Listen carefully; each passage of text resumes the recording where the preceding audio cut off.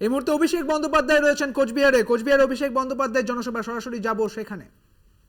নরেন্দ্র মোদী কেন্দ্রে ক্ষমতায় ছিল, কিন্তু আপনার টাকা বন্ধ করতে পারেনি, কারণ আপনি তৃণমূলের হাত শক্তিশালী করেছিলেন। যেই 19-এ নিশীথ প্রামাণিক জিতল, সঙ্গে সঙ্গে বাংলার মানুষের টাকা বন্ধ। বিজেপির নেত্রী বলছে যে বিজেপি জিতলে লক্ষ্মীর ভান্ডার বন্ধ করে দেবো। এই জনবিরোধী বিজেপিকে উচিত শিক্ষা দেবেন কি দেবেন না? 19 তারিখ দেবেন কি দেবেন না? কি আনন্দ পায় এরা? মানুষের টাকা বন্ধ করে গরিব মানুষকে পথে বসিয়ে, মানুষকে নিপীড়িত, বঞ্চিত, লাঞ্ছিত, অত্যাচারিত, শোষিত করে রেখে কি আনন্দ পায়? বিজেপির নেতারা যখন আপনাদের কাছে ভোট চাইতে আসবে, এই ভিডিওটা শোনাবেন, এই ভিডিওটা দেখাবেন। বিজেপির নেত্রী বলছে লক্ষ্মীর ভান্ডার বন্ধ করে দেবো, তার বিরুদ্ধে কোনো ব্যবস্থা নিয়েছে বিজেপি? নেয়নি। এবং বিজেপি জেতার পর 100 দিনের টাকা বন্ধ হয়েছে, তার আগে বন্ধ হয়নি। 2019 সাল অবধি আপনি 100 দিনের টাকা পেয়েছেন। 20তে কোভিডের পর থেকে 100 দিনের টাকা, বাড়ির টাকা, সর্বশিক্ষা মিশন, রাস্তা সব বন্ধ করে দিয়েছে। বাংলার মানুষকে ভাতে মারার পরিকল্পনা। আমি আপনাদের কথা দিয়ে যাচ্ছি, আমরা এদের দয়া দাক্ষিণ্যে বেঁচে নেই। আপনারা খালি মাথা উঁচু করে তৃণমূল কংগ্রেসকে সমর্থন করে আমাদের পাশে বাংলা বিরোধীদের উৎখাত করতে, এই লড়াইয়ে আমাদের হাত শক্তিশালী করার অঙ্গীকার আজকে এই সভা থেকে নিন। আগামী নির্বাচনের ফল ঘোষণা হওয়ার পর কুচবিহার লোকসভা কেন্দ্রে জগদীশ দা জিতবে এবং জগদীশ চন্দ্র বর্মা বসুনিয়ার হাত ধরে কুচবিহারের বিস্তীর্ণ এলাকা জুড়ে যারা আবাসের অ্যাপ্লাই করেছেন, বাড়ির জন্য অ্যাপ্লাই করেছেন, সবার বাড়ির টাকা 31শে ডিসেম্বরের মধ্যে প্রথম কিস্তি আমাদের সরকার পাঠিয়ে দেবে। এদের দয়া দাক্ষিণ্যে আমরা বেঁচে নেই। বলুন মায়েরা, আপনারা চান যে দিল্লির কাছে গিয়ে দিল্লির নেতাদের, বহিরাগত বাংলা বিরোধীদের পায়ে আমরা ধরি, এদের কাছে আত্মসমর্পণ করি, এদের বশ্যতা স্বীকার করি, এদের কাছে মেরুদণ্ড বিক্রি করি? প্রাণ থাকতে, জীবন থাকতে করব না। এত উৎপাত, এত ইডি সিবিআই তো লাগিয়েছে, কি করেছে? কি করেছে? আমরা মাথা উঁচু করে লড়ার লোক। বাংলা নবজাগরণ হোক বা দেশের স্বাধীনতা আন্দোলন সংগ্রাম, বারে বারে পথ দেখিয়ে দৃষ্টান্ত স্থাপন করেছে। আমরা বশ্যতা স্বীকার করব না। এক বেলা খেয়ে থাকবো, এক কাপড়ে থাকবো। নিজের অধিকার কি করে দিল্লি থেকে নিয়ে আসতে হয় আমরা ভালো করে জানি। আমি আপনাদের কুচবিহারে যখন নবজোয়ার কর্মসূচি শুরু করেছিলাম, আমি বলেছিলাম যে আপনারা আপনাদের অধিকারকে সামনে রেখে ভোটাধিকার প্রয়োগ করুন। ধর্মের নামে নয়, কর্মের নামে ভোট দিন।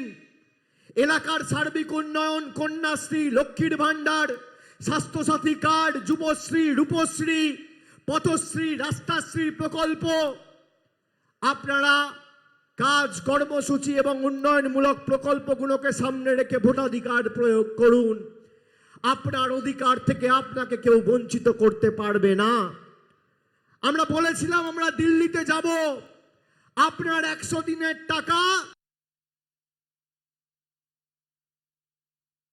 জগদীশ চন্দ্র বসুনিয়া তিনি জিতবেন এবং জেতার পরে 31শে ডিসেম্বরের মধ্যে প্রথম কিস্তি, আবাসের প্রথম কিস্তি পাঠাবে আমাদের সরকার, তাদের কাছে আমরা হাত পাতবো না, এমনটাই বলছেন অভিষেক বন্দ্যোপাধ্যায়। সভা থেকে এমনই বললেন অভিষেক বন্দ্যোপাধ্যায়। তিনি বলছেন জগদীশ চন্দ্র বসুনিয়া এখানে জিতবে এবং জেতার পর 31শে ডিসেম্বরের মধ্যে প্রথম কিস্তি পাঠাবে আমাদের সরকার। এই মুহূর্তে কোচবিহারে অভিষেক বন্দ্যোপাধ্যায়, পাশাপাশি শিলিগুড়িতে পথসভা করছেন মুখ্যমন্ত্রী মমতা বন্দ্যোপাধ্যায়। দুই দিকের ছবি আপনাদের দেখাচ্ছি। একদিকে কোচবিহারের সভায় অভিষেক বন্দ্যোপাধ্যায় তিনি বলছেন যে কোচবিহারে এবারে জগদীশ চন্দ্র বসুনিয়া তিনি জিতবেন এবং তিনি জেতার পর আবাসের যা টাকা রয়েছে তা 31শে ডিসেম্বরের মধ্যেই প্রথম কিস্তি পৌঁছে যাবে আপনাদের হাতে, এমনটাই, এবং সেই সমস্ত কিস্তি দেবে আমাদের সরকার এবং কেন্দ্রের কাছে আমরা হাত পাতবো না। এবং অন্যদিকে তিনি বলছেন যে 100 দিনের টাকা কিভাবে কেন্দ্রের থেকে আদায় করতে হয় তা বাংলা জানে।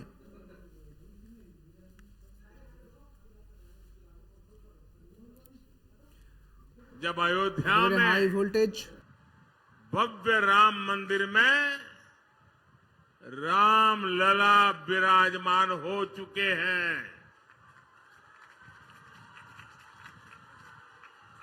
मुझे पता है टीएमसी ने हमेशा की तरह यहां रामनवमी उत्सव को रोकने की पूरी कोशिश की, सारे षड्यंत्र किए, लेकिन जीत सत्य की ही होती है। इसलिए कोर्ट से अनुमति मिल गई है और कल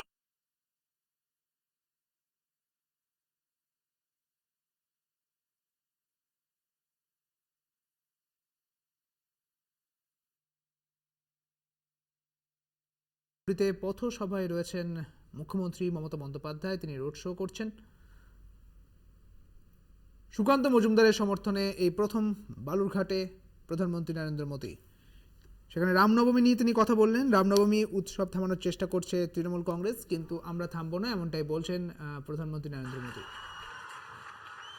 ये उत्साह और हमारी माताओं बहनों का ये आशीर्वाद ये बता रहा है कि बंगाल में जीत विकास की होगी।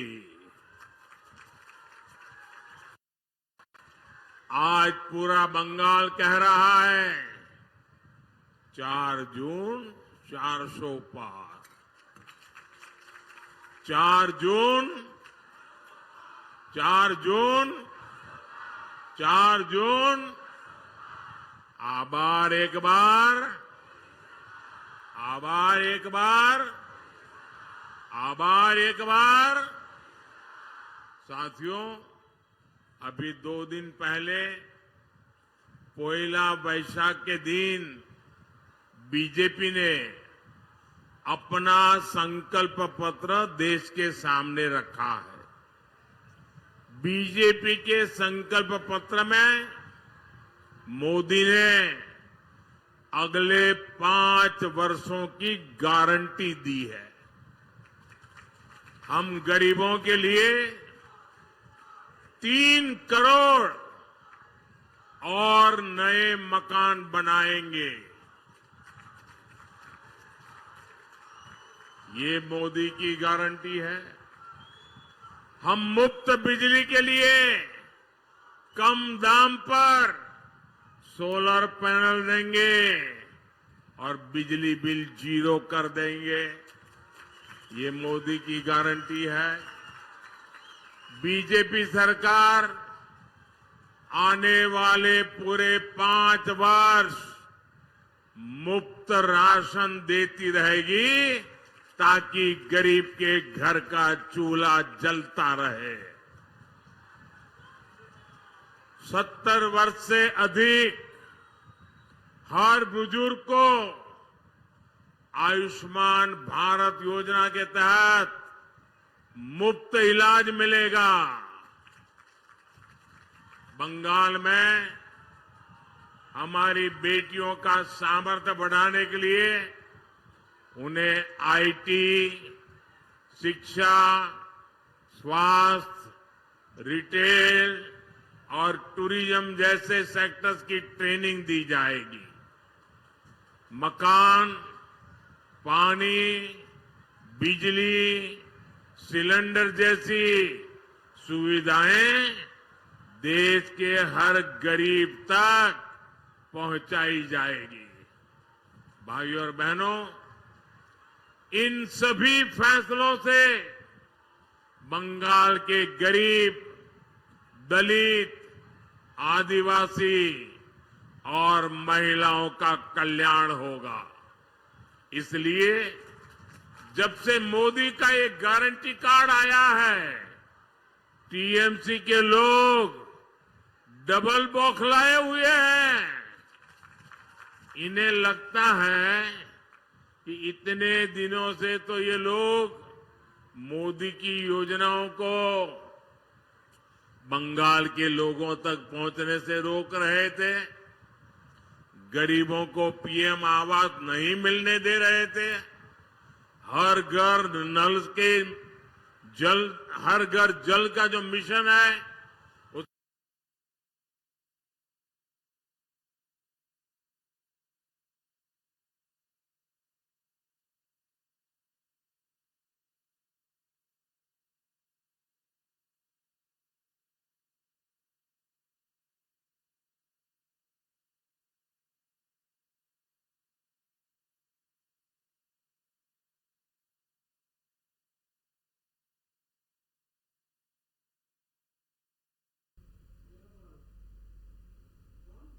প্রধানমন্ত্রী নরেন্দ্র মোদী তিনি আজ বালুরঘাটে বক্তব্য রাখছেন এবং বক্তব্য রাখার সময় তিনি বললেন যে 4 জুন 400 পার, এমনটাই বলছেন নরেন্দ্র মোদী। সেই সঙ্গে মোদীর যে গ্যারেন্টি অর্থাৎ যে ইস্তেহার 5 বছরের যে গ্যারেন্টি, সেই গ্যারেন্টি অর্থাৎ সংকল্পপত্র যার নাম দিয়েছে কেন্দ্রীয় সরকার, সেই সংকল্পপত্রে নরেন্দ্র মোদী তিনি বললেন যে এই সংকল্পপত্র এটা মোদীর গ্যারেন্টি এবং রামনবমী আটকাতে এখানে ষড়যন্ত্র হয়েছে, কিন্তু এই ষড়যন্ত্র ঢোপে টিকবে না, এমনটাই বলছেন নরেন্দ্র মোদী।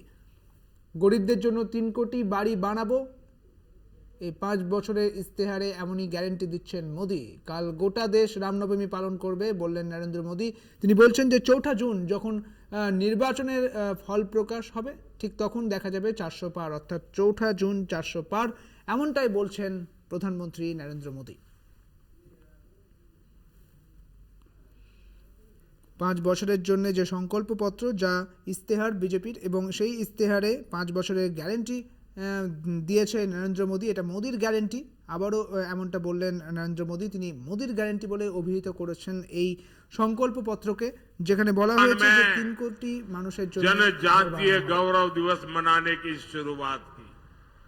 हमारी सरकार ने बंगाल में आदिवासी बच्चों के लिए 8 नए एकलव्य आवासीय विद्यालय खोले हैं और ये बीजेपी है जिसने द्रौपदी 8 नए एकलव्य आवासीय विद्यालय खोले हैं और ये बीजेपी है जिसने द्रौपदी मुर्मू जी को देश को पहली महिला आदिवासी राष्ट्रपति बनाया है।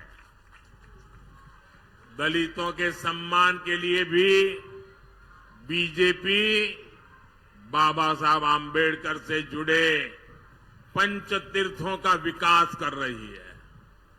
लेकिन भाइयों बहनों, दूसरी ओर टीएमसी जैसी पार्टी है जो दलित, आदिवासी, महिलाओं को अपना बंधक बनाकर रखना चाहते हैं। इसी बालूरघाट में 3 आदिवासी महिलाओं ने बीजेपी को ज्वाइन किया था तो टीएमसी के गुंडे वहां आ धमके थे।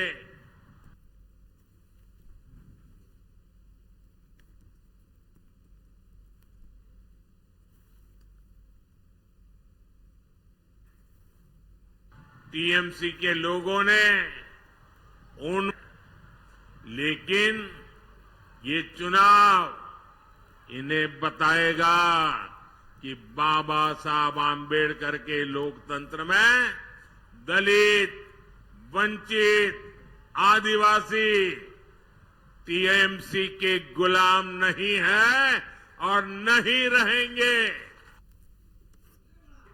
वंचित, आदिवासी टीएमसी के गुलाम नहीं है और नहीं रहेंगे।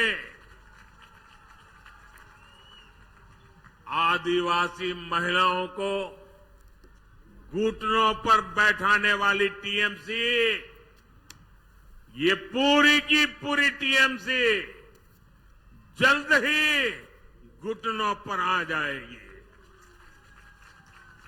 साथियों, लेफ्ट और टीएमसी की सरकारों ने बालूरघाट जैसे सीमावर्ती क्षेत्र जहां दलित आदिवासी ज्यादा है, उन्हें जानबूझकर विकास से वंचित रखा।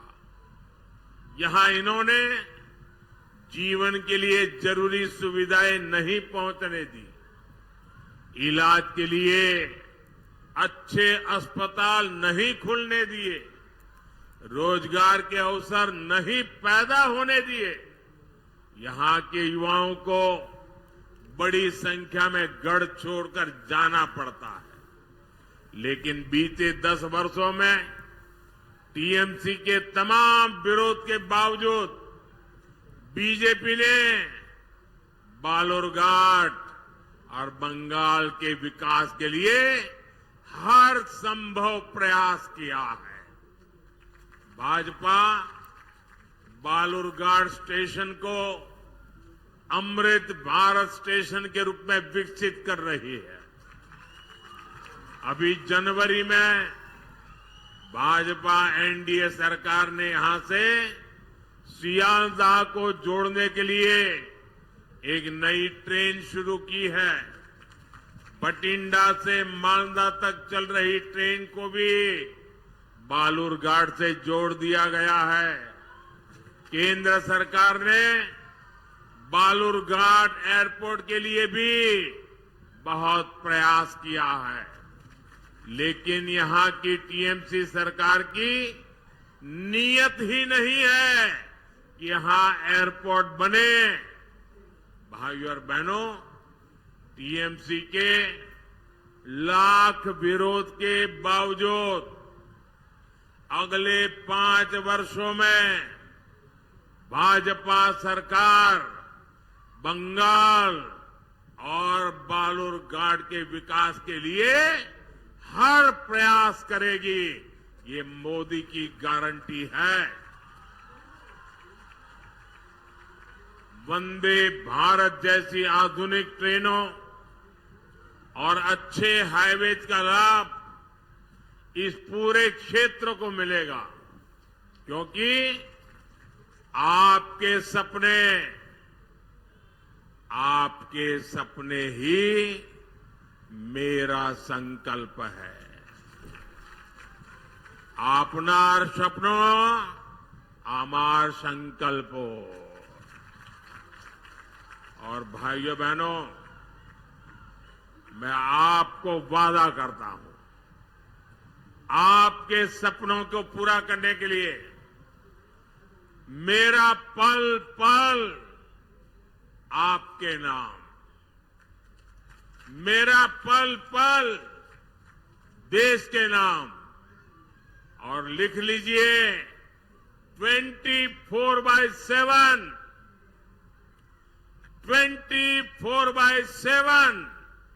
फॉर 2047 ये मोदी आपके लिए है।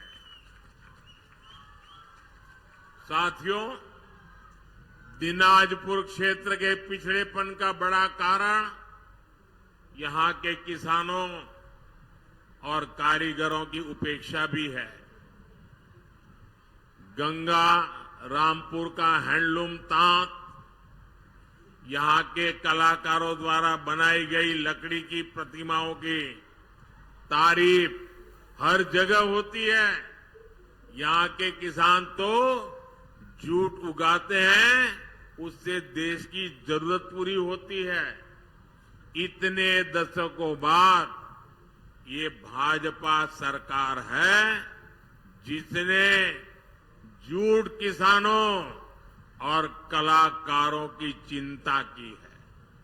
भाजपा ने 18 पारंपरिक व्यवसायों जैसे कुम्हार, लोहार, टोकरी बनाने वाले, चटाई बनाने वाले, ऐसे कारीगरों और हस्तशिल्पियों के लिए पीएम विश्वकर्मा योजना शुरू की है। इस पर 13,000 करोड़ रुपए खर्च किए जा रहे हैं ताकि उनकी प्रतिभा को पहचान मिले उनका काम बढ़े, उनकी आय बढ़े। हमारी ही सरकार ने बैम्बू को घास की श्रेणी में डाला था ताकि उससे आजीविका चलाने वाले लोगों को बैम्बू काटने में परेशानी न हो। जूट किसानों के लिए हमने पिछले 10 वर्षों में जूट की एमएसपी 2 गुने से ज्यादा बढ़ाई है। हमने चीनी, अनाज, ऐसी अनेकों चीजों की पैकेजिंग के लिए जूट का उपयोग बढ़ाया है ताकि जूट की खपत बढ़े और मेरे जूट किसानों को लाभ हो। जूट किसानों के लिए हमने जूट आई केयर योजना भी शुरू की है, जिसका लाभ बंगाल के 3 लाख से ज्यादा किसानों को मिल रहा है। साथियों, बंगाल की टीएमसी सरकार तोलाबाजों, अपराधियों और भ्रष्टाचारियों का अड्डा बन गई है। बीजेपी कार्यकर्ता की यहां आए दिन हत्याएं होती हैं। बालूरघाट में कुछ वर्ष पहले हमारे बूथ सभापति की हत्या की गई। संदेश खाली में महिलाओं पर जो जुल्म हुए, शोषण की जो घटनाएं सामने आई, उनसे पूरा देश दहल गया है। देश ने ये भी देखा कि टीएमसी सरकार किस तरह संदेश खाली के अपराधी को आखिर तक बचाने में लगी रही। साथियों, टीएमसी बंगाल में भ्रष्टाचार का भी खुला खेल खेल रही है। सरकारी ठेके टीएमसी के गुंडों का बिजनेस बन गए हैं।